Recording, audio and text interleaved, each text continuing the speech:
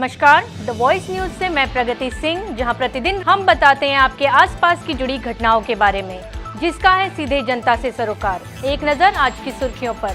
वलसाड़ तालुका के मगोद डुंगरी में 15वें वित्त आयोग की ग्रांट से विकास कार्यों को मंजूरी दी गई थी। इन कार्यों की टेंडरिंग प्रक्रिया पूरी कर वर्क ऑर्डर जारी किया गया था।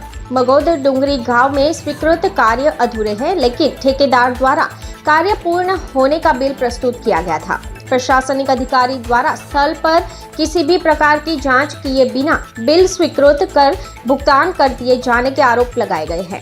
इस संबंध में स्थानीय नेताओं ने टीडीओ को लिखित शिकायत की है।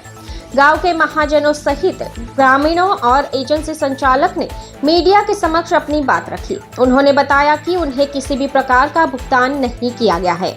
ग्रामीणों और महाजनों ने यह भी बताया कि प्रशासनिक तंत्र जांच कर आगे की कार्रवाई करेगा, लेकिन विकास कार्य रुकने नहीं चाहिए, यह ग्रामीणों की मांग है। इस विषय पर गांव के महाजन गोविंद भाई टंडेल ने विस्तार से जानकारी दी।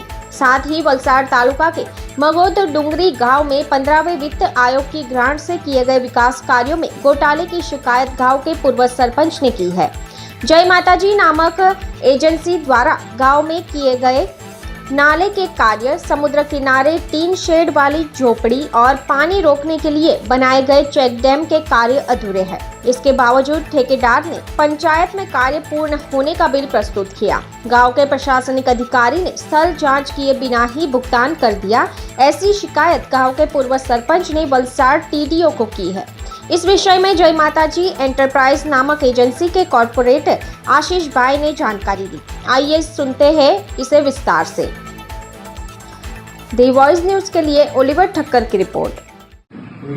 કયું કામ કરવું આ ગરબના બ્લોગ માટે એ તો કોઈ ક્યાંનું હોય કે ક્યાંનું ગમે ક્યાંનું હોય પણ કામ જે કામ છે એટલો મારું નામ આશીષ કુમાર સુરેશભાઈ પટેલ, મારી એજન્સી જય માટે એન્ટરપ્રાઇઝનો ઓપરેટર છું અને મોગોદ ડુંગરી ખાતે હું કામ કરું છું. અગાઉ પણ કામ કરેલા છે ને દરિયા કિનારે શેડ, નારા બ્લોકનું કામ, શેડનું કામ, નારા સ્લેબનું કામ કર્યું છે. બરાબર, આક્ષેપ મૂકવામાં છે અધૂરા કામનું પેમેન્ટ થયું છે, એ રીતે આક્ષેપ મૂકવામાં છે. અગાઉ અધિકારી જોડે જ્યારે કામ ચાલુ હતું ત્યારે પણ અધિકારી ચકાસણી કરી હતી. કામ પૂર્ણ થયા બાદ અધિકારીએ તપાસ કરી હતી, એ પછી પેમેન્ટ કર્યું હતું. અત્યારે કેવડધામ તથા એમબી સ્ટ્રીટમાં જે અધૂરા કામનું પેમેન્ટ કર્યું છે એ રીતે આક્ષેપ મૂકે છે, એ કોઈ જાતનું પેમેન્ટ થયું નથી. આના પાછળ મારા પર પુરાવા છે, અને જો કોઈ પેમેન્ટ થયું હોય તો અધિકારી જોડે 30,000 મને આપે એ હું મંજૂર કરું છું. ગામજનો જોડે અમારી મિટિંગ કરવામાં આવી છે, તેમાં અધિકારીઓ વચ્ચે પણ મિટિંગ કરી છે કે આ બે કામનો કોઈ પણ પેમેન્ટ થયા નથી. ગામજનો જોડે વાત કરી છે, અધિકારી જોડે પણ વાત કરી છે. મારે એટલું જ કહેવું છે જે ફરિયાદીને કે આ જે બે કામમાં માટે પેમેન્ટ થયા હોય અધિકારી તપાસ કરે, અને જે પણ જે પેમેન્ટ થયું હોય અધિકારી જે પણ સજા આપે હું મંજૂર કરું છું. મારું નામ ગોવિંદભાઈ સી ટંડેલ, મોગોદ ડુંગરી મહાજન પંચના પ્રમુખમાં છું. તો કે આમ અમારું મોગોદ ડુંગરી ગામનું મહાજન પંચની રચના 1965માં થઈ, ત્યારથી દરેક કામો પંચ તરફથી કરવામાં આવતા છે. હાલમાં જો કે આમ પંચાયત પણ છે, ગામ પંચાયતના કામો અમે અમારા સામાજિક જે કંઈ કામો હશે તે કરીએ, ધાર્મિક કે એવા તેવા. હવે અગાઉની જે પંચાયત હતી એની મુદત લગભગ સપ્ટેમ્બર 2023માં પૂર્ણ થયેલી છે, એટલે એના માટે વહીવટદારની નિમણૂક થયેલી. હવે તાલુકા પંચાયતમાંથી એવી સૂચનાઓ આપવામાં આવેલી કે ભાઈ અગાઉની જે મુદત પંચાયતની પૂરી થઈ તે પૈકીના જે કામો 19, 20, 21, 22 સુધીના ગઈ 23 સુધીના જે બાકી છે, 1.5 કરોડ 1,15 લાખ જેટલા કંઈક બાકી કામો છે, તે કામો જો તમે સમય મર્યાદા માર્ચ સુધીમાં નહીં કરો તો તમારી ગ્રાન્ટ લેફ્ટ જાય એવું છે. એટલે એ કામ શું કરવું તે અંગે અમે પછી ગામ લોકોએ વિચારવા માટે અમારા ગામની કમિટીની મિટિંગો બોલાવી, એમાં ચર્ચાઓ કરી.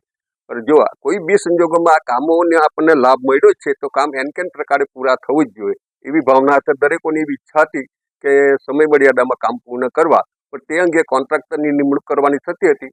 તો અધિકારની રૂએ તલાટી કમ મંત્રી અને વહીવટદારે અમને એવી સૂચના આપી કે જો અમે અમારી રીતે કોન્ટ્રાક્ટર નક્કી કરી, અમે એમને એની સત્તાની રૂએ લોકો કોન્ટ્રાક્ટર નક્કી કરી આપ્યા, અને એ મુજબ જે કંઈ આયોજનના કામો હતા વર્ષવાર જે કંઈ જે તે હેતુ માટેના એ કામોની શરૂઆત કરતામાં આ જે શેડના કામો છે એ અમારા આખા ગામમાં 10 મહોલ્લા છે, અને 10 મહોલ્લામાં એક શેડનું આયોજન નાણાં પંચમાંથી થયેલું, અને એની એસ્ટિમેટ કિંમત લગભગ 99 1 99,999 જેટલી કંઈક એસ્ટિમેટ હતા. અને તેની સામે અત્યારે અમારી જે ગામની કમિટી છે એ બધા જ હોદ્દેદારો સાથેની મિટિંગ બોલાવીને એની સંપૂર્ણ ચર્ચાઓ કરવામાં આવી કે જે બી કામો થયેલા છે તે અંગે. તેમાં એનું જે મટીરિયલ છે એના 57,000, પછી જીએસટીના કંઈ 18,000, પછી સરકારી તેના કંઈ 5,000, એ મળીને કુલ 23,000 રૂપિયા જેટલા તો આ છે. એટલે બધું મળીને લગભગ 79,000 સુધીની એની કિંમતનો ખર્ચ થયેલો છે. એ કામો છે. હવે બીજું એ છે કે આ જે બધી કામો છે તે વ્યવસ્થિત રીતે થયેલી છે. થોડી અણસમજ લોકોની બી હતી કે ભાઈ આ વધારે પડતો ખર્ચ થયેલો ગયો છે. એનો અમે ખુલાસો ગામ સમજ કર્યો છે. ગામ લોકોને બી કોઈને અસંતોષ નથી, સંતોષ છે જ. તો આ જે ફરિયાદો થયેલી છે બિલકુલ ખોટી વાહિયાતથી ફરિયાદો થયેલી છે. અને એને લઈને તાલુકા પંચાયત તરફથી અમને એવું કહેવામાં આવેલું છે કે જ્યાં સુધી ફરિયાદનું નિવારણ નહીં આવે ત્યાં સુધી અત્યારે કોઈ કામ તમે કરતા નહીં.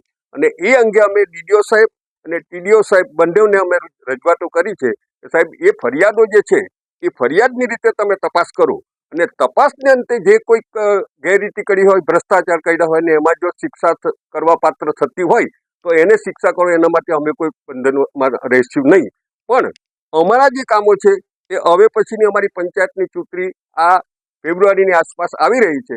અને ફેબ્રુઆરી પછી એને ફરીથામ થતાં 1-2 મહિના નીકળી જાય અને પછી ચોમાસાના માત્ર 2 જ મહિના રહેશે.